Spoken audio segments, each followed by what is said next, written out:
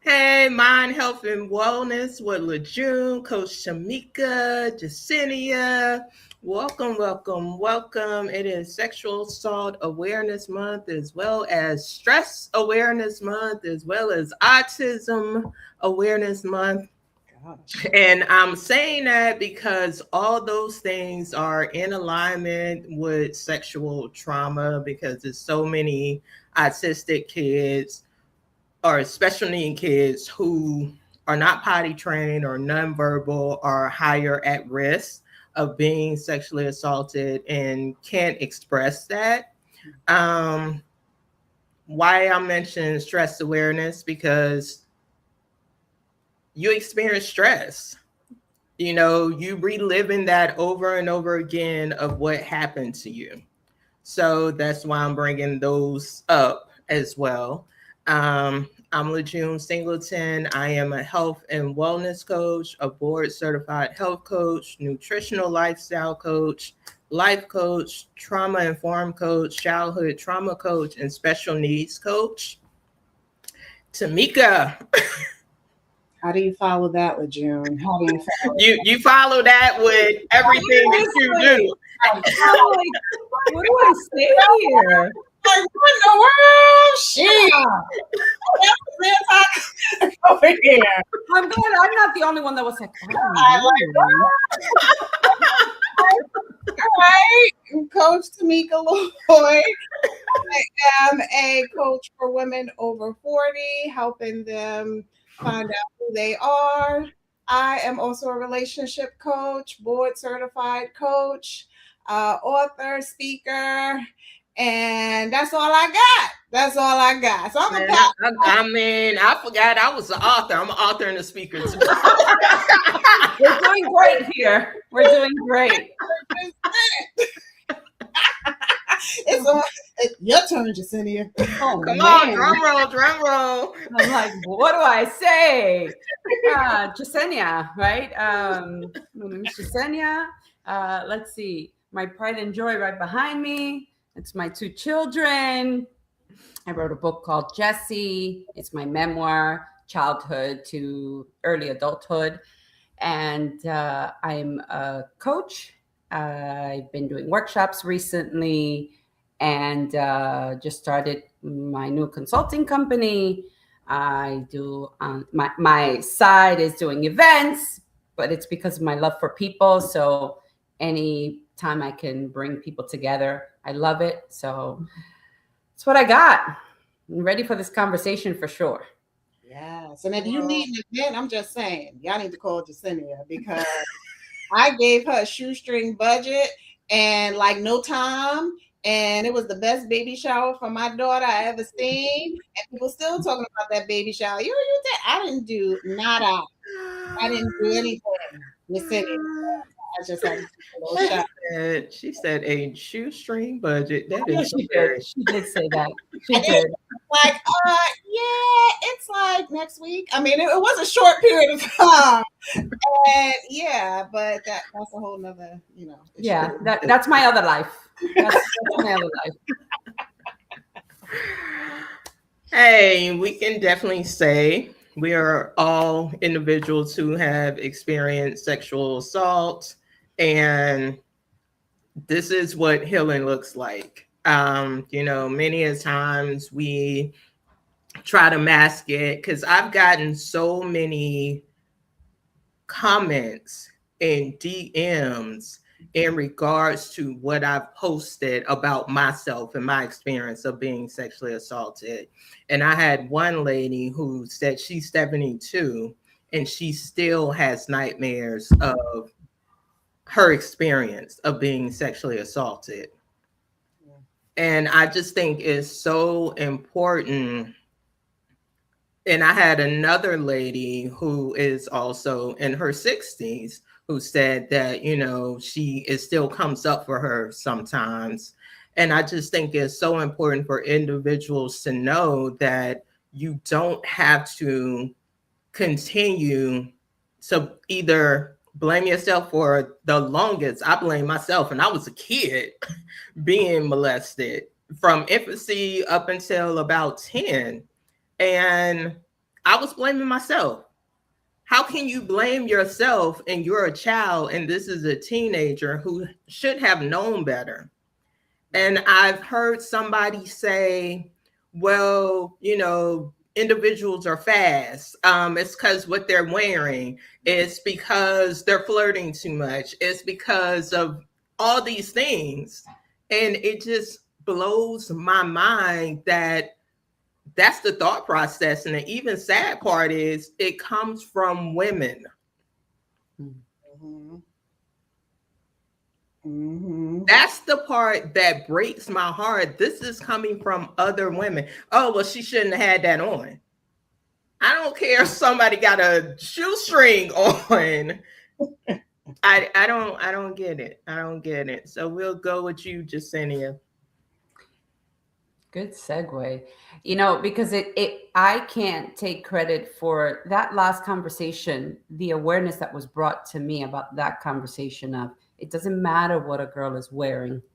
It does not matter. It does not give you can as a girl, you can walk outside naked. That's not an invitation. But that was taught to me, and it was taught to me by my daughter, right? Because I had the programming, right? Because we're programmed, and unlearning so much of this is part of what's going to help heal and hopefully protect those coming after us. Unlearning that no one has a right to violate you, to put their hands on you because of what you're wearing. So that was a big lesson for me. And I would say that was just a few years ago. Mm. And so, but it was my daughter bringing it up to me. And I was like, oh my goodness, that's right.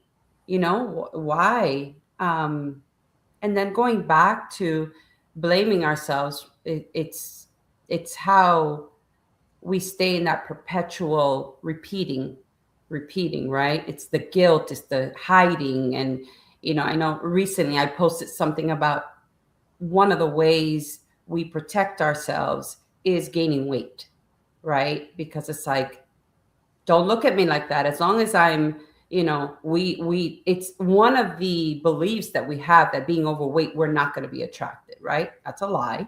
But it's, for many of us, that's a way of, I'm going to protect myself. It's almost like a shield. And it's the, just the different ways that the different mechanisms that we adapt, right? That we adapt to try and survive, to move forward. It's like, okay, how can I live here with what happened to me as children, right? And I think that's the tough part is we were little, right? I was 5 and through 15. So there's almost like a belief that it's you, right? That you're the one calling it forth. And, the blame game, the guilt game, and processing that is how we start grabbing like, okay, what do I do? Okay, I'm going to gain weight. Okay, I'm going to, and sometimes we go to extremes. Well, they're not going to take it from me. I'm going to use it to my benefit, and so it's different ways that we adapt, all to try and heal the pain of what we went through. Facts. Yeah. Tamika. Yeah, it's hard, and especially when you're molested by family members and you blame yourself because part of it is them telling you nobody's going to believe you, blah, blah, blah, blah, blah. And you're young. So you're like, oh, nobody's going to believe you. And sometimes they don't, I remember saying something and a family member was like, oh, they never do that. And so it was like, see, told you. So you have that aspect.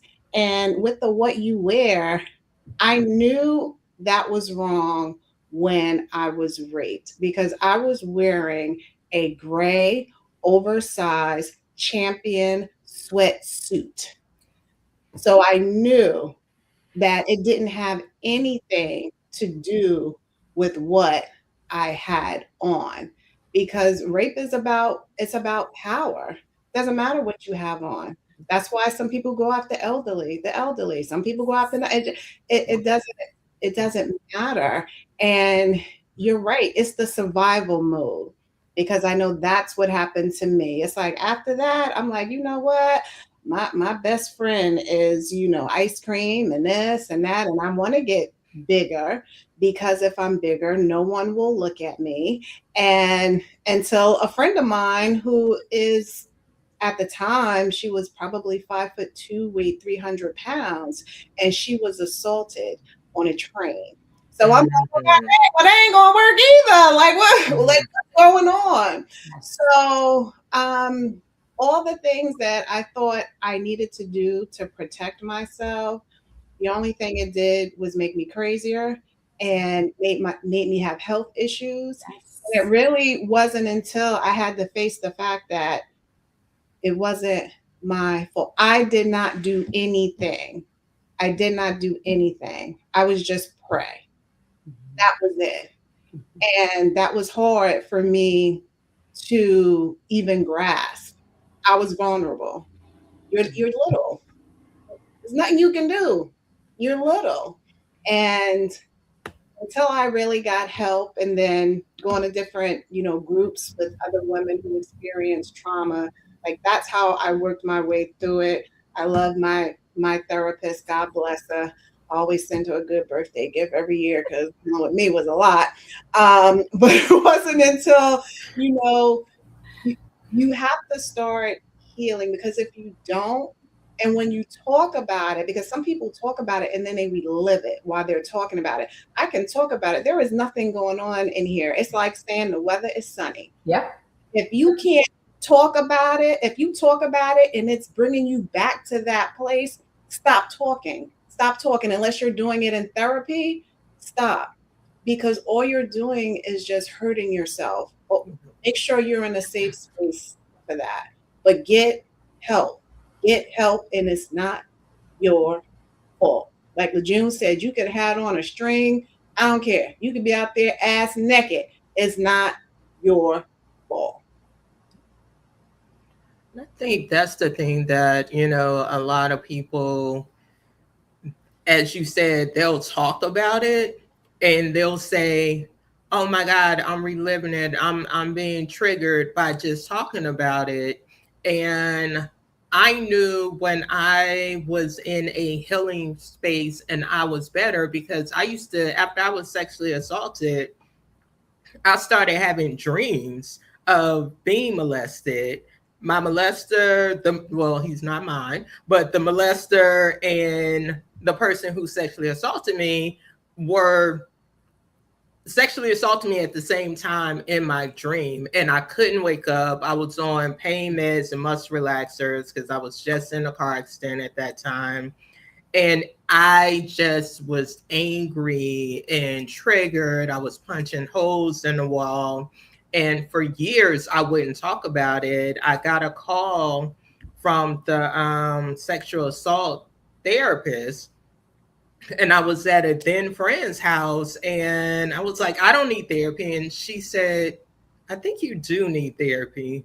And that's the first thing a lot of people say. I'm fine. When I worked at the health department, a girl came in and said she was raped the night before. And she said it to me. And I said, well, I think you need to go to across the street. The hospital was there at the time, and do a sexual assault kit. I was like, even though you've already showered, you need to report it. And she's like, no, it's my fault. I shouldn't have went over there. And I told her, I said, it doesn't matter if you went over there, because that was my situation when I was sexually assaulted. I was using his car. I picked him up from work. We were just friends at that time. And I just spent the night because he got off work. It was like 2 a.m. I was like, I'll just stay here and then you can just take me home in the morning. I'm in the bed. He was on the floor, the last thing I knew. And the next thing I knew, I'm smelling latex, and I'm allergic to latex condoms. And he pulled my pants down. I wasn't naked. I ain't have shorts on. I had pants, and I was on a strong muscle relaxer. And he's trying to put it in. By the grace of God, he couldn't get it in because how my legs were closed. But I was still awake, conscious, but I couldn't move. And woke up to the nightmare of that must have been a bad dream. And it wasn't. So, of course, with the laws, oh, you were over there, so we can't really press charges, but we can do a civil suit. And I think a lot of people look at that when people try to go after the people who sexually assault them, and they're like, oh, it's just a money grab. It's not a money grab, but that's the only thing that they're offering these individuals that think that's going to bring them peace. It's not going to bring you peace. That piece of you was taken from you. And that's the part that, people have to understand, find the right therapist. And I did end up calling, and I started working with that therapist, and a lot of things that I did not realize that my behavior and actions was all from being molested as a kid. And I just think that, getting the right therapist, because a lot of people say, well, I had a therapist, that therapist ain't work for me. 2022, Tamika, I went through like 10 therapists until I found the right one in 2023. Mm-hmm. Thank you for saying that, because it's so important for people to hear. I've seen many of my family and friends, and they've had to switch. And sometimes a therapist will work for what is needed in the moment. Mm-hmm. And you may need a therapist for something different. And sometimes you have one that fulfills everything. But I'm so glad you said that, because finding a therapist for what you need when you need it. And there's nothing wrong with being like, you know what? This isn't working for me anymore. I think I need to find someone else. That is so important. I'm glad you said that. Yes, because you're right. People get the one, they'd be like, oh, well, that didn't work. Well, maybe that just wasn't the right one for you. There are a lot more therapists. Therapist is like finding a man. It's like you got to go through them sometime. You may give them like 1 or 2 chances. That ain't working. Or you'll find the perfect one. And then sometimes, Jasenia, you're right. They may serve you for a certain purpose. I remember my first therapist, she was for a specific purpose. And after I had grown out of that and wanted to, delve into something else, she was great. She didn't take it personally. She was like, well, you're right. It's time for you to move on. But you have to find, you can't just go. And a lot of us go in there because we got that stigma of I'm crazy. Well, I already know I'm crazy. But, the negative stereotype, like I'm crazy. I don't need it. So then you're not giving 100% to the person because you already feel like you're wrong for being there. So sometimes it just takes you to find that right person. And when you do, you will know it and it will just work wonders. Like people just don't understand. You don't have to hurt.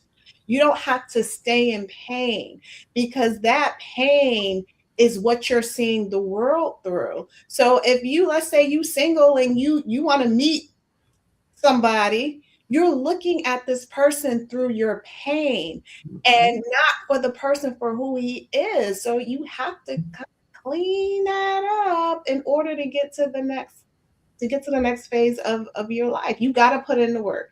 People like to be numbed. They like to be numbed. And you can't be numb when it comes to healing. It's going to get worse before it get better. But once it start getting better, I was like, well, dang, I should have did this, years ago. Oh, I feel good. You feel so much better afterwards. And putting in the work is such a good statement, because it is work, but it's work for freedom, towards freedom. Right? And it's work towards, you can either carry your story and let it own you and let the perpetrators, the way I see it, let them win, right? They did this to me. I'm broken. This happened to me and that's it for me. Or you can do the work, and it is continuous work. It is continuous work, but it's such satisfying work because you get to live. Like, that's why I wrote my book. It's because I'm like, you don't have to be owned by what happened to you. I could have been a really angry human being, a hateful human being. And to be able to choose differently and to live and to laugh and to have a good time and to have fun and to love, right? Because that's the scary part, right? Because as kids, I'm going to go back to, as kids, it happened to us because we were being, and this was taught to me, we were being who we were. I was being a 5-year-old, loving, open, joyful kid. And so that gets shut down. It's like, oh no, that if I'm that, I get hurt. So we start closing so many doors. But when we start opening them up again, it's like, oh, I can own me again, and I can be who I am and who I was meant to be, regardless. And the way I see it is they don't get to win. Exactly. That's the binge, a happy life. I feel like it's taking your power back, because for many years, you don't really realize it, that you're giving them your power. Every time you're in that place of darkness and you're reliving it and you're revisiting it and you're saying, well, they did this and they did that, it's taking your power back. And it's so refreshing when you have your power. I was just telling one of my friends, and I was also telling Tamika, I would not have any male providers for my care because I did not feel comfortable at all. One time I ended up having to get a male physical therapist, and the guy was fine, but I just wasn't comfortable. He was touching, because it was for my shoulder. He was touching my shoulder and I was so tense. And he was like, you got to relax. And in my mind, I'm relaxed. And I'm like, I'm relaxed. What are you talking about? He's like, no, you're not. He's like, your shoulders are literally up here. You got to relax. And I look at now, for the last 4 years, I have a chiropractor that's a man, and he's touching on you and your thighs and everything. I have a male personal trainer and male orthopedics, and I was like, oh man, that's growth. I am so proud of me that I'm in a space now that I feel comfortable to trust a man with my health, which that wasn't the case before. Mm-hmm. That's growth. That is taking, as I'm hearing you, I'm like, that's taking your power back. That is you taking your power back. Because you're like, the moment I feel you're being inappropriate, I'm going to stop you. Right. Yeah. So now you're like, no, but you're not shutting yourself completely down. That's amazing. Yeah. And a lot of people can't say that. A lot of people, oh, I can't. No, I got to find a female doctor because he may try to touch me inappropriately. I'm hearing about these doctors all the time doing stuff. But once you feel, and I think it's also an energy thing. If you can, because I did go to this other chiropractor and it was something about his energy that I wasn't comfortable. Mm-hmm. And I said to myself, this is not somebody I want to go to. And I didn't go back to him. So I think we also have to be open with healing. That helps because you can really tell people's energy, who's for you, who cares about you, and who's trying to manipulate you. Yes. And you have to be healed to see that, because if not, then everybody's the boogeyman. People who are there to help you, you're not going to receive the help because you just see the boogeyman. You just see your trauma. And when you're an adult and you haven't faced that trauma, and now you have kids, so now you're parenting through that trauma, and that's not fair to your kids. And certain kids are great and they got a way of just putting it back to us parents, like, no, you crazy, like my niece, like, nah, it's not your fault. You have those kids who will keep you in check. Yeah. But when you are really traumatized, you don't even see that. And then you start, like, I had this friend when her kids were growing up, those kids never went anywhere. Those kids were always around her 24/7 because she was just crazy. And so could you imagine then when the one went off to college. I think my friend almost had a heart attack. It was like, oh my God, what if something? And every time the phone rang, she literally ended up in the hospital because her mind, every time the phone rang, she thought it was somebody telling her something that happened to her daughter. Mm-hmm. So, and she's like, "What? Why am I like this? Well, what's that happened 30 years ago? Yes, you've been carrying it for 30 years, and you put a coat on top of a coat on top of a coat on top of a coat, and now you got this whole fortress around you, and you need to see somebody so you can start taking those coats off, because if you don't, you're gonna end up back in a hospital." That's that stress part that I was talking about. Yeah. Oh, stress is no joke, man. I can't imagine every time the phone rings and I see my daughter's name, I'm thinking something's wrong. Yeah. Like, that's And it's common too. Unfortunately, it is common, and the shielding is common. And back to how we can kind of almost check our growth as well, and check in. Right. Again, I don't think the work ever ends. I think check-ins are important.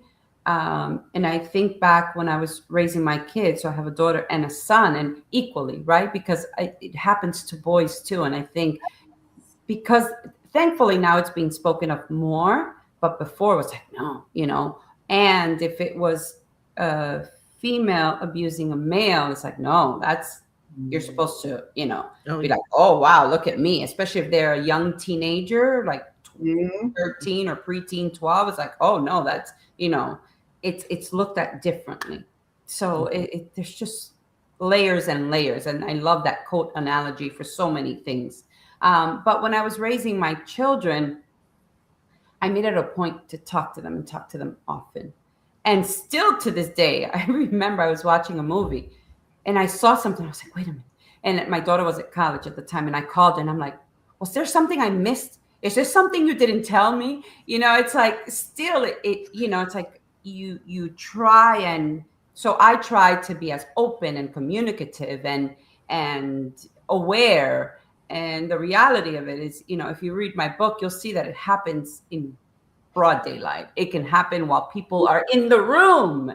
It doesn't happen away in a closet. It's just how people can take advantage of someone, or children especially, in front of others. And so I had that growing as I was raising them, just speaking to them often. And also I started writing my book when my daughter was 7. And so I relived the experience because I was able to see, I was like, oh, this was me. This is how innocent I was. This is how I used to see the world. And so it gave me such a different awareness, a lot of crying, but awareness as I wrote this book, because I was like, I was my daughter. And so, it's just so many layers with our children. And listen, I'm sure I caused my children plenty of conversations that they have with their therapists.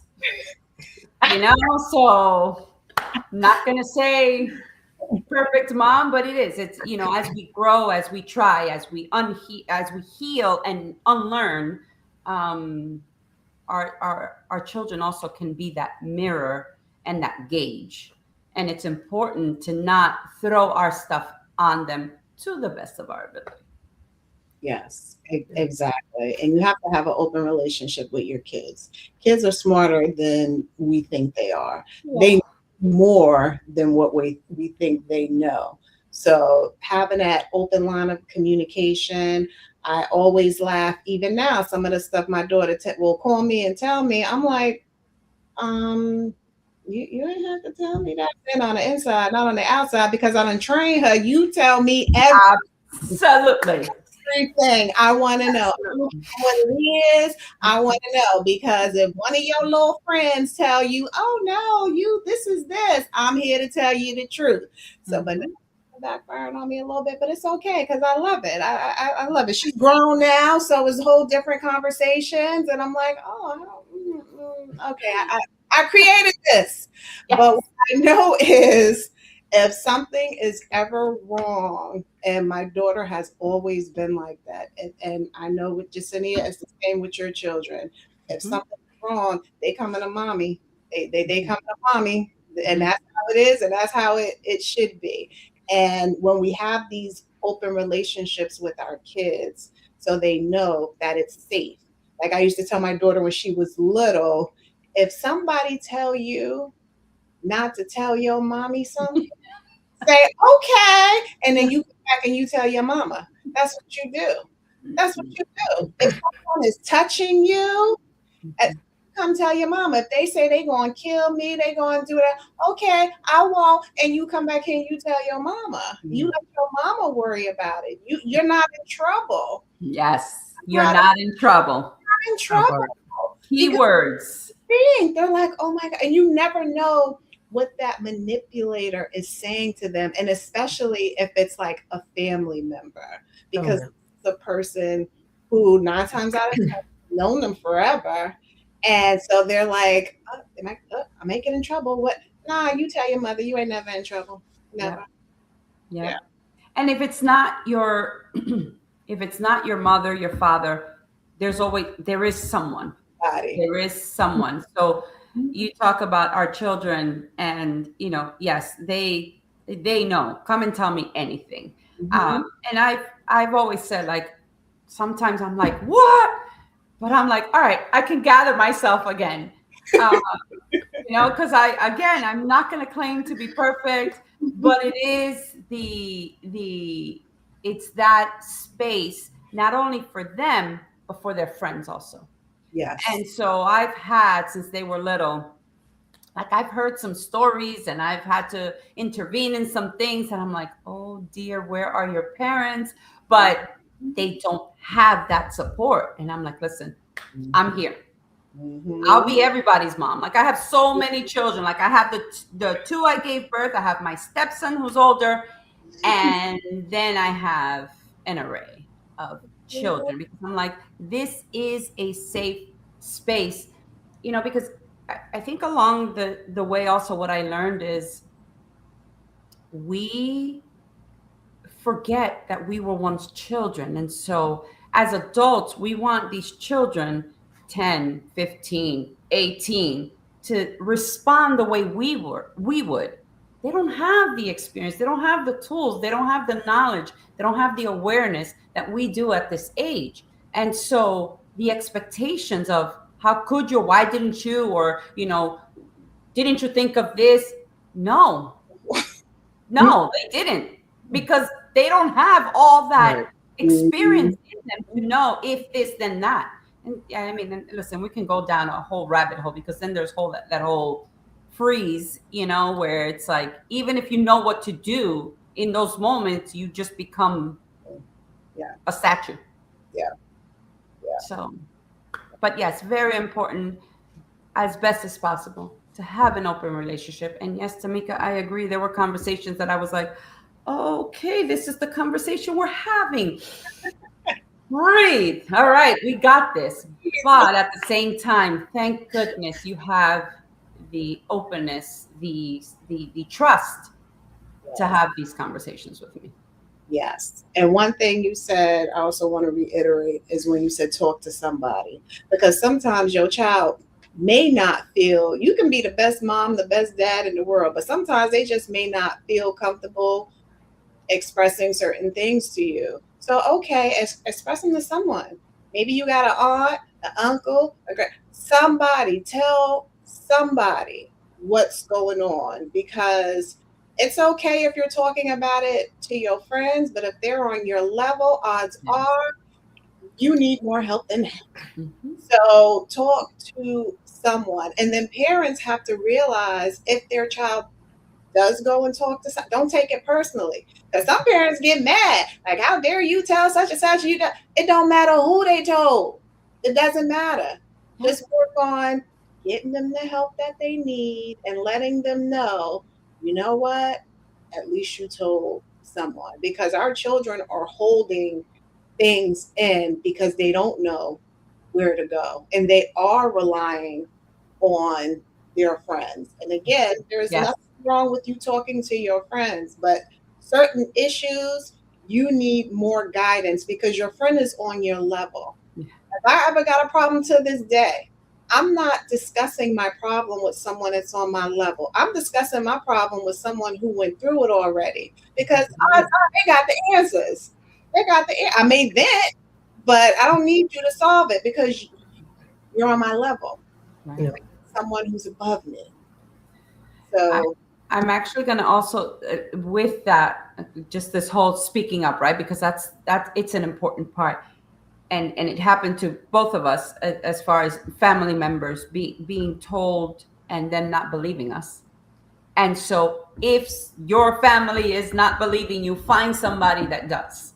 Yes. Find somebody that will, because I mean, it happened to me. Our the person who I thought for sure was going to have our backs because she had our back for everything else. And we told, and it was such a flip.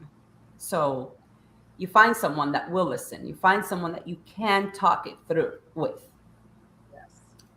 If that's the police, a teacher, a counselor, reported. Growing up, we didn't have those type of resources, and I didn't even know the terminology to use when I told my mom at 7. I said my cousin was bothering me, and she tells me to tell his mother, which is her sister.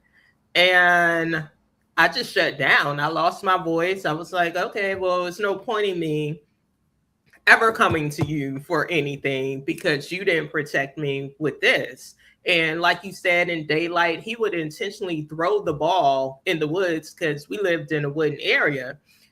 Go get the ball. He's right behind me, putting his fingers all in my vagina and butt.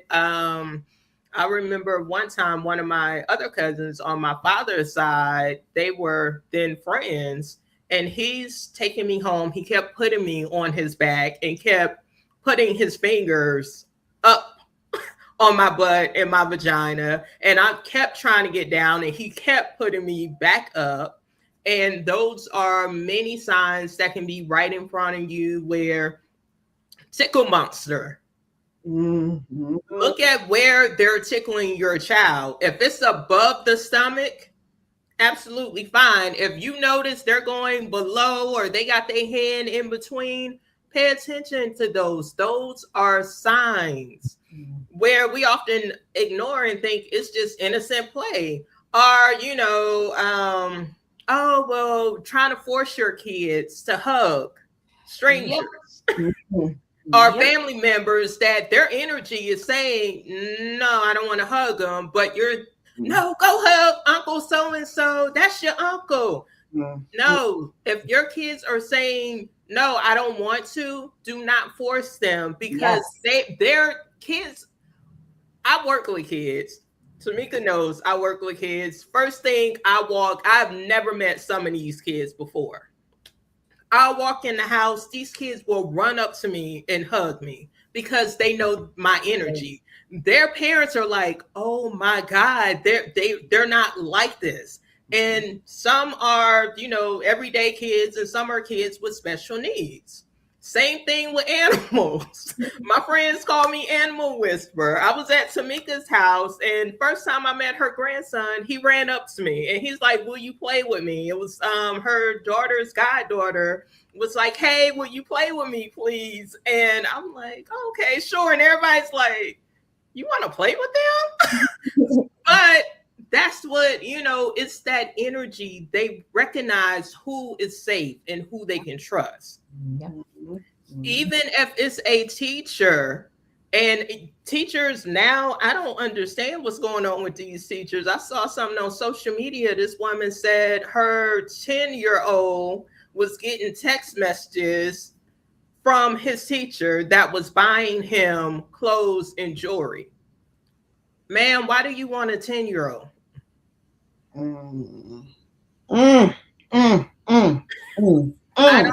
To me, that doesn't make why do you want an 11-year-old? Why do you want a 14-year-old? And again, like Jasenia said, when it comes to boys, they think, you becoming a man, you getting you some. Do you understand the trauma that puts on a young boy, a young teenager who is being forced to do something that they don't want to do?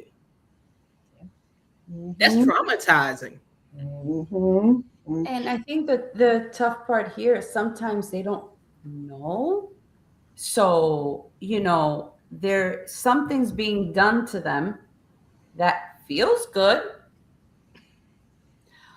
but the long-term trauma and what's being taken from them, they're not aware at the time. Oh, yeah. And so that's a whole other layer, which is why it's I do tell parents, it's not the best question to be like, is somebody touching you somewhere doesn't feel good?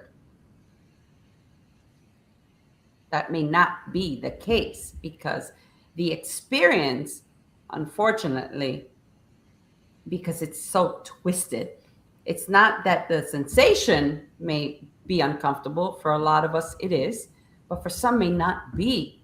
And so there's another layer, because the fact is that no 30-year-old should be touching a 10-year-old. Like,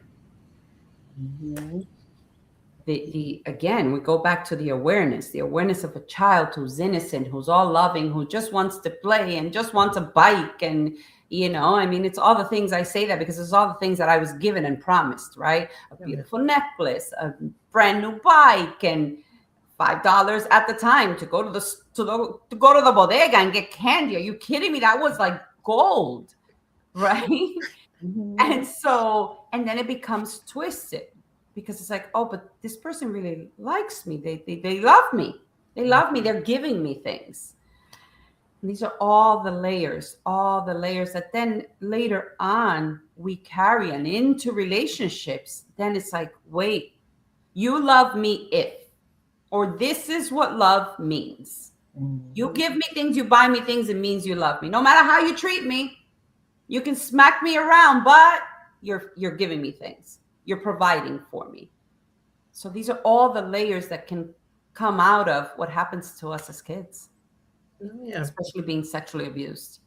Mine was actually different. He would try to belittle me. He would say, because at the time I had scattered buck teeth, and he's like, look at your scattered buck teeth. Like, he was trying to bring me down, but I had an amazing father who was like, baby, you beautiful. And I knew I was beautiful. So it's sometimes that, and it becomes, well, I'm not good enough. So he knew it's okay. I'm not good enough. He's saying he's the only person that would ever touch me. And then they get into relationships, like you said, with somebody who's abusive, and in their mind, well, nobody else will want me but this person, because the person who sexually assaulted me told me nobody would ever touch me or want me. Oh, that's what I deserve. Right. That part, yeah. That experience was like Lejeune's. It was like, oh, you're ugly, you're this, nobody will want you. You should be happy that I'm doing this to you. And I'm like, what are you talking about? But it does. You grow, and then you're like, oh, well, it is my fault. Or that is, that's what I deserve because it's my fault. Or, yeah, who's going to want me? And if it wasn't for Lejeune, it was her dad. And for me, it was my paternal grandfather, I'd be a totally different person. So you gotta learn how to speak to your kids. You have to learn how, because like Jasenia said, sometimes it does feel good to them, and then they feel guilty about that, or that their body reacts, and it's like your body is reacting. It doesn't. But they're like, oh my God, then I must have wanted it. Like a person said this to me, I must have wanted it because, my body did what it did. And I'm like, no, that one has nothing to do with the other. And then you take on that guilt, and then it's your fault. And then it has such power over your life and your life decisions and what you settle for. And if you're a parent and you have children, you also have to kind of look at your kid, because sometimes a kid may not say anything, but if you notice your child that used to just eat all the time is not eating, a child that used to be smiling all the time is not smiling, a child that used to, couldn't wait to get up and go to school and now they're not, like something is going on. So we also have to be kind of in tune with our children, because sometimes they don't want to tell us. So it's up to us to notice the difference in their mannerisms and how they are, and keep asking questions, and don't, just settle for, oh, I'm good. Nah, I gave birth to you. I know you're not good. So you want to talk to somebody. You have to be willing to do that. And I cannot imagine raising a kid in this day and age. To me, it was difficult when our children were young, but now, I mean, you have all of these outside forces. You have these teachers that are just doing whatever. Not real teachers. It's like attack. It's like these children, in some instances, have more rights than the parents. It's like it's just so much that's going on, and predators are everywhere.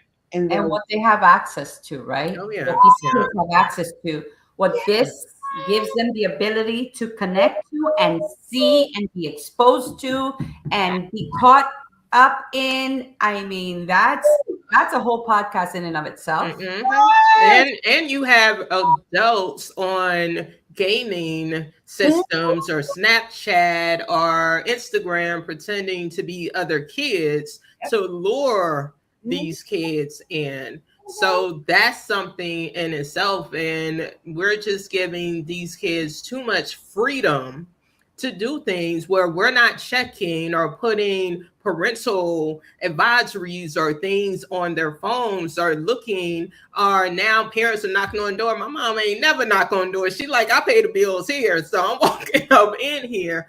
But all this stuff, my mom used to go through my sister's stuff, not too much me, but she would go through the trash can, make sure she got her period. She would go through her stuff, read her diary, things like that.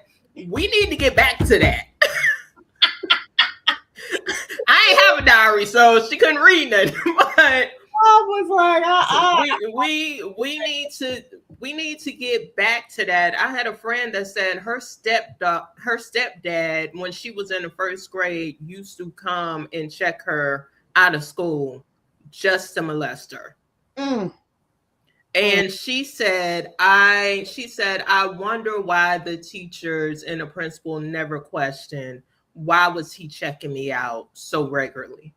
And that is his patterns, right? That's important, because we can go to extremes. Getting, like Tamika was saying earlier about her friend, like on top of everything. So there's such a need for a balance, because, so for example, for me, I didn't have the guidance. I didn't have the upbringing. There was nobody that stood up for me. It was my older sister, and then she was gone. And, there was no one standing up for me. The people who were raising us were the ones that didn't believe us. So it was like free for all. There was no one that came to help. I finally responded because I got old enough that I was like, no, not doing this. And not no, right? Because when you're raised in it's your fault, you don't know you can say no, right? You don't know you can say stop. Because for me, for example, when I went to say something and I was not believed, that, which is what you said, LaJune, it took my voice. So I was like, all right, I guess I was wrong. And so whatever, here we go. And so for me, it took me being able to kind of find my way to then having children and being like, okay, how do I do this? So I didn't want to be overprotective, and I knew that. But I also knew I needed to be aware, because vigilant, because how the predators did it for me is there was no one watching. There was no one caring. So it was easy. There was just one perpetrator out of the many who told me not to say anything. Other than that, none of them threatened me. None of them, because there was no one watching me. There was no one caring for me in that way. And so with my kids, I was able to watch and ask questions. And interesting enough, for example, with my daughter, she did have a diary, but I never read her diary because I wanted to create that trust with her that you can talk to me. I didn't want to invade her things. Now, there were times that I would see things because our phones, once the phones came in, and I would see text messages, and I'm like, I kind of found a way to talk to her and leave the door open instead of being like, why are you doing, or what's this, or what is this about, right? So it's such a balance so that you don't shut them off completely, especially nowadays, because they have the Instagram account that you see, and then they have 5 others that you don't even know about. Right. Exactly. Mm-hmm. So it's a juggle, but I think awareness and being aware and trying our best. We're not going to be perfect as parents, especially. We're not going to be perfect, but conversations, safe space, and that's the best I have found that we can do. And you'd be surprised how you help others through your own children. Mm-hmm. Mm-hmm. I agree. They gotta feel safe. That's what they gotta feel, no matter what it is. I remember when my daughter was out there smoking pot and she went to drive, and we had always told her, don't be drinking and driving, don't be doing no narcotics, but if you are, you better call somebody. Yep. You already know they're gonna be consequences, but the consequences will be more if something happens. Yes. This poor girl went to drive and she couldn't drive, and she called Christian because she knew damn well not to call me, and he had to go up there and get them and her friends and take the friends home. And I'm telling you, y'all know where I live. I smelled this weed from the top of Blue Springs Road, and I just knew it was my child's car. And I just got out of the house, and he was like, don't even say nothing. Don't even say nothing. And I waited, and the next day, all I said was, you feel better? Yes. Okay. So what's your punishment? I'm not going to have my car for the rest of the school year. Yeah, absolutely right. Okay. And I went on about my business. But when you raise your kids to know, you always come to me. Always come to me. And that crazy girl ain't even realize it was a daggone cop car right behind her. So on her side. But it's just like they do dumb things. That's just that we all did. We all. They gotta know. I'd rather that than for something like that to happen. And then her mindset is, oh my God, I'm so scared of my mother. She gonna whip my behind. I'm gonna try to get there. Yeah. And then she go off, and now you got a DUI charge. Like, come on. Or your child doesn't make it home. Or they don't make it home with the other kids in the car. Like, what? So it's providing them that safe space is so important. And we as parents, sometimes we are more concerned about what's going on with our job and not losing our job than what's going on with our kids or what's going on with our spouse. And we got to redirect that, because with a lot of these kids, their parents are not raising them. Their village is not raising them. Social media is raising them. TV is raising them. And that's a big problem. That's a big problem. It's just a big problem. And I hate seeing that. I hate seeing that, because we're setting these kids up for misery down the road. The worst part is I used to work in STD and HIV as a person who would, get the individuals tested and everything. And most of them were teenagers who had met somebody on social media, or Jack for Jack or Adam for Adam, the sex site, and gotten HIV or syphilis or gonorrhea, all this stuff. And in turn, they got some new shoes, they got clothes, they got money. And the parents never knew until we come to the house. If they're 15, we don't have to talk to the parent. So the parent doesn't know, but they're not questioning, how is my son getting these expensive shoes, expensive clothes, this jewelry, this money? Where is this stuff coming from? Those questions aren't being asked anymore. They're not being, well, I didn't buy it. You know, your kid don't have a job. Where is it coming from? And the kids are unaware because they're spreading it to other people, to other people, to other people. They're not getting the right medication necessary, because oftentimes we would get the same person name over and over and over again. And these were boys. These weren't all the time girls. These were teenage boys. And one boy, he was 17. He said his high school coach gave him HIV.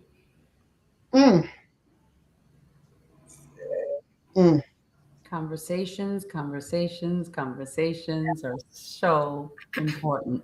And they may be hard, and Lord knows they're hard sometimes. You really have to kind of, you got to hold on to something with some of the things you hear. But for me, it's like, I'd rather hear it, because to your point, Tamika, we can do something about it. We can have a different conversation, not out of blame or shame. Just, okay, where do we go from here? Or, you know, just an educational. But if we don't know, which is what you were seeing, LaJune, it just keeps happening. It keeps happening. And the thing is, it's money, money, and gifts. Because for me, my cousin gave me money, and that's why I'm in money therapy now, because I didn't have a good relationship with money, because I thought that's what, okay, somebody was offering money, and that was the thing. It would be men offering me money. Somebody would mail me money in a Snickers bar when I was in junior high. Yes, it really happened. But that was my thing, is, oh, well, that's what you're good for. You're good for money. And you start building a toxic relationship, and you can't hold on to money because that's your thought process of it was inappropriately introduced to me. Right. Yes. Or you think everybody that's complexion, because I thought that red bone boys were the ones that would, you know, inappropriately touch you, until I was at another cousin's house and he never did anything, and rest his soul. I appreciate him for that. Yeah. Yep.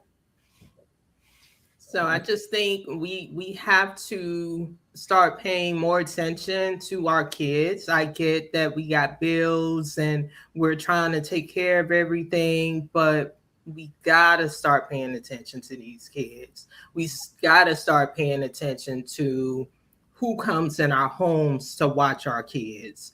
We gotta start having conversations. And why I brought up Autism Awareness Month, it's because I've worked with kids still in pull-ups. And soon as I found that out, I said to the mom, because it was concerning for me, where are you guys with potty training? He's at school for how many ever hours? He's nonverbal. Who's going to be there to protect him if somebody was to touch him? There are signs, as we mentioned, but it's totally different when your kid can't really verbalize or express what's going on. Please start training your kids, because as they get older, it gets harder to potty train. put the work in. I know it's tiring. It's easy to just change and put another pull-up on, but this is for their protection. I was just telling Tamika, I used to do personal training for special need adults, and they would roll in this one girl and she would take her shirt off. She would try to pull her diaper down, and it was that sensation of her being touched all the time. Mm-hmm. Nobody was there to protect her. So please start potty training your kids at whatever age, however long it takes. Please, let's start doing that now, because I do not want to, even if you're an older adult, please get help. I don't care if you're 100 years old and you still having nightmares about Jimmy who did whatever or Pam who touched you. Get help. Mm-hmm. Yep. And there's many different forms, forms of help. There's life coaches, there's therapy, there's a combination, there are workshops. Like, there's a lot of help out there. There are books, conversations like the ones we're having, which is why we do it. You know, there's so many different ways, and you know, we've had our own experiences, and we're individuals, unique, and still had our unique experiences, and here we are. This is why I talk about it. Yes. Start where you are. Start where you are. Start getting help. Like Jasenia said, maybe it's just a book you start because you're not ready for the therapist. Or maybe, you know, we got these things with labels. So for some people, they'll go to a life coach because it's not a therapist. It doesn't say therapy. If that's what you want, whatever. Yes. Get help somewhere, because you don't have to be in pain. You don't have to live like this. What happened to you is not your fault, but now you are responsible for your healing. You weren't responsible for what happened to you, but you are responsible for your healing. And once you take that first step, it's hard, but it gets easier. And just be aware. Be aware who your kids are around. I don't care if it's a teacher, a coach, you gotta know, because again, as parents, we send our kids to school and we think it's a safe spot. It's not. You got predators there too. So just please be aware of who your children are around, and if you talk to them, get help and talk to them. Sometimes if you're not used to talking to them, it's going to take a while. But just start the conversation so that they can get used to it, you know, because some parents just don't feel comfortable with talking to their kids even about sex in this day and age. It's like, oh, okay, well, you're gonna have to get over that, because if you're not, somebody else is, and you don't know what they're telling your kid. Mm-hmm. So that's a big one. That's a big one. That in this day and age, I'm still surprised, but at the same time, it's important for us to be aware, because it's where we can step in wherever we can, because there are a lot of parents who are uncomfortable, and it's not easy. It's not easy, but it's worth it, because they're either going to learn it through Instagram or any other. That's just a quick one. There's so many sites that they're going to learn it from. They learn it from their friends. But for you to be able to have an educated conversation more than once, and it takes time and it goes in pieces. Sometimes they're overwhelmed, because that was my experience with my children. And I had to do it in pieces, right? Sometimes I would see it was too much. I was like, all right, you know, I mean, just leave it there. And then you revisit. It doesn't all have to be at once. It's not easy for us, but it is super important, especially for those of us that didn't have that, right? I didn't have that. Didn't. You figure it out. Figure it out. Yeah. So, and that's the thing. And also, you know, you mentioned schools, also in churches. Watch out who your kid is around at church, because it is, we hear all the time, the pastor, the deacon, somebody is a predator there. So just, you know, everything is not how it was when we were growing up. You know, church was a safe place. You could trust, most times, trust the pastor. Most times, trust the, I said sometimes, I said sometimes, but I think it's That just more in your face now. I think Yeah. Because sometimes the pastors can turn them scriptures and make you think, oh, it's appropriate for them to be touching on you or you doing inappropriate things to them. If you don't and know your Bible to know, nah, this don't say this in the Bible. know your Bible from your point of view, from your perspective. Yes. And trust your instincts. And trust your instincts. Yes. If something is wrong, if you feel a certain way about a person, it's a reason. That is God talking to you all day, every day. I don't care who the person is. I don't care if this person got 1 million trillion followers. I don't care. It is something about that person that is not connecting with you. So walk away.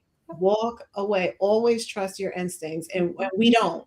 We don't. We'll be like, oh, well, Tamika said this person was okay. This person may be okay for Tamika, but it's not okay for you. And 100%. That's fine. Trust your intuition, trust your instinct. And the way you do that is spend time just being, because some people don't know how to trust their instinct. They don't know, but that's because they're glued to their phone or their mind is just going 50 million miles a minute, that they feel something, but they like, and then they just keep on doing what God is trying to tell them not to do. So just be careful out there. And all the world isn't bad people. There are more good people than bad. Thank you for saying that. Absolutely. It kind of sound like we like, girl, don't trust nobody. No. This world is filled with wonderful, wonderful people, but you always have to be on guard when your spidey senses, as I call them, are coming up. Yes. And I'm going to say it again. There are good people out there. There are more of us than there not. Yes, there are. I don't want this to your point. I don't want this to be like, oh, be careful with everyone. No, just be careful. Just be aware. Have conversation, have relationships, build community, and have your eyes open. It's not be scared of everything. That's actually the opposite, complete opposite of how I lived my life and how I've raised my children too.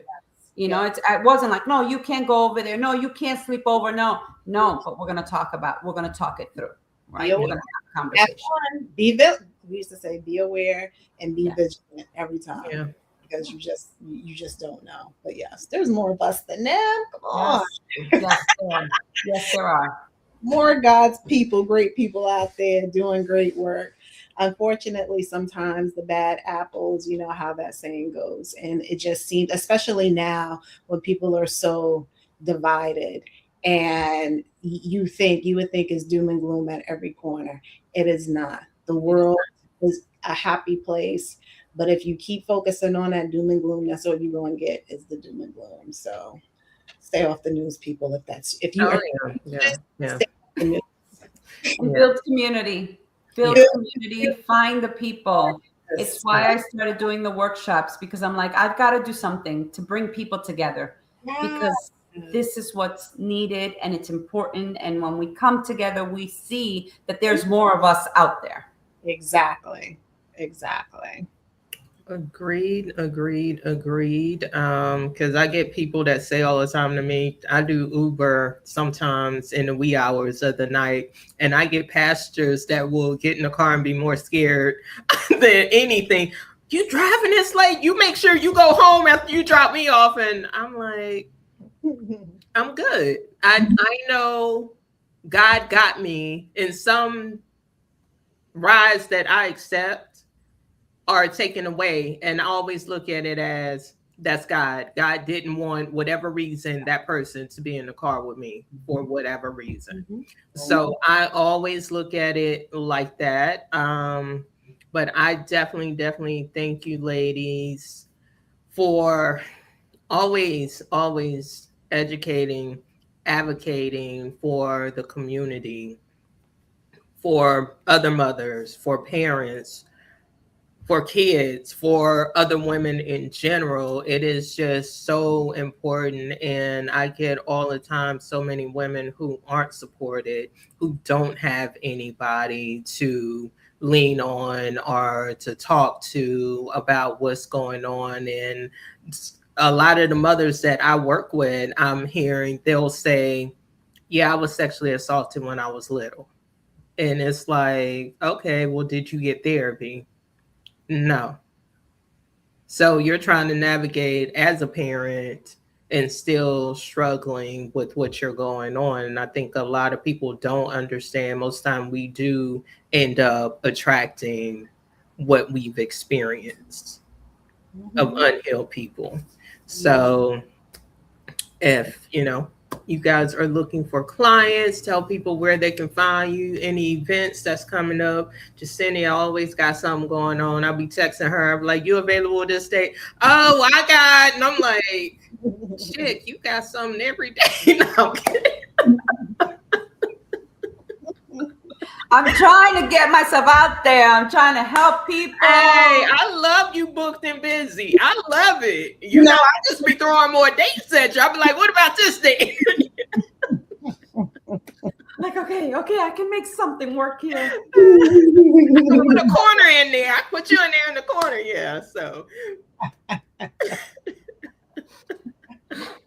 Yeah, that's So me. you can tell people where they can find you for services, and if you have anything coming up to help people. So I have, oh my goodness, I have so many places now. Yay. So my website for my book is JaseniaMontague.com. And my Instagram page, which is probably the most up to date, is Jasenia Montague _author. And that's where I'm putting the most recent information and any workshops that I'm doing. I will be doing a workshop. I do not have a date yet, but I will be doing one more. I've done 2 already. I'll be doing one more before I do a part 2 to it. But that'll also be on my Instagram. I'll be sure to put it on there. Coach Tamika, you always booked and busy, so. Talking about busy. Now she will drop everything for her grandson. So yeah, I sure will. Just go to CoachTamika.com and sign up because y'all know I don't spend too much time on social media. My family of people that I love are my email subscribers because I never know with social media. They screwed me one time, and after that I said no, I gotta have more control. So, CoachTamika.com.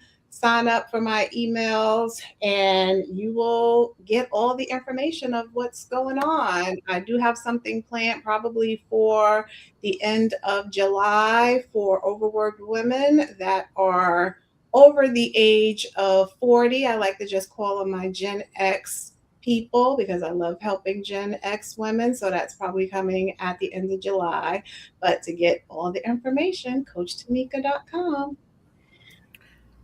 well, for myself, I am having something coming up soon for parents, more so moms with kids with special needs. I am now changing my age of women that I'm working with because I don't want women who have experienced molestation or sexual assault, rape, to go to 40 to get healing.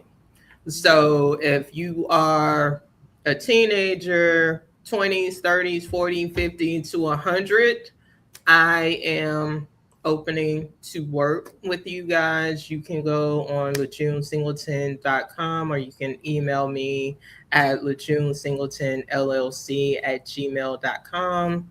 I'm on Instagram, The Real Lajune Singleton, Facebook, Lajune Singleton, and TikTok and LinkedIn. Like I said, again, I started looking at it and I was like, and I had a previous client telling me about her granddaughter was raped by her boyfriend, and how they were blaming her based on what she had on, and it was her boyfriend. I don't care if it's your boyfriend, your husband. If you say no, no. If it's your daddy, whoever, no is no. Mm-hmm. And if they can't deal with their hormones, go jack off somewhere. If that person is saying no, do not touch them. That's why God gave you 2 hands. And if that's an issue, your hands and your dick need to be cut off.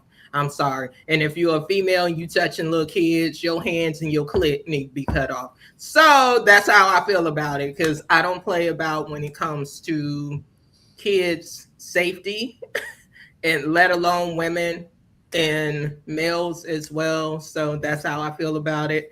But again, if you're that person, you're ready to heal. And healing is not overnight. So trust me, don't think you're going to come to me for a month and say, oh my God, I feel better. Trust me, no, it takes longer than that. So just letting you know. So I have a 3-month, 6-month, and a 12-month program. If you're ready to let go of that control that you've given somebody else for so many years, book that consultation or email me. So I thank you, beautiful ladies, my sisters. These are my sisters right here. I tell you, I love them to pieces. Don't let nobody tell you nothing different. I love you both too. Yes. Lajuna, I will say thank you for constantly looking for a way to get the voices out there, to have this conversation as many times as possible. I know I'm like, I hesitated to write my book because I'm like, so many people have written about it, and we got to keep talking. So I appreciate you for always looking for a way to make sure that this conversation is heard. Oh yeah, because I think even writing my book, I got so many people that reached out to me, DM and comments saying your book changed my life, and most of them were men. So that's why I started having a conversation in regards to men. I know Christian changed his name from Christian to Micah because he felt like that stigma of his sexual trauma was taking over his life. And he was one of the men that reached out to me, and I was on his podcast. But it's just so many individuals, especially as you said, with men that just feel so ashamed and feel, okay, well, maybe it was my fault. And they're fighting with their sexuality. And it's absolutely okay to get help. It's absolutely to start voicing, this person touched me inappropriately. It is absolutely okay, because your voice is the power that lessens the individuals who touched you and did things to you inappropriately. So always remember that you have the power with your voice. Speak up, and it don't matter what nobody else say. You know your truth. So until next time, thank you, ladies, so much. And again, we told you how you can reach us. So if you're not ready, we totally understand. The power is yours.